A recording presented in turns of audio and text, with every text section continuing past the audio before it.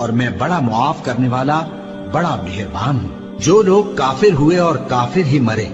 ایسوں پر اللہ کی اور فرشتوں کی اور انسانوں کی سب کی لعنت، وہ ہمیشہ اسی لعنت میں گرفتار رہیں گے۔ ان سے نہ تو عذاب ہلکا ہی کیا جائے گا اور نہ انہیں کچھ مہلت ملے گی۔ اور لوگوں، تمہارا معبود ایک ہی معبود ہے، اس بڑے مہربان اور رحم والے کے سوا کوئی عبادت کے لائق نہیں۔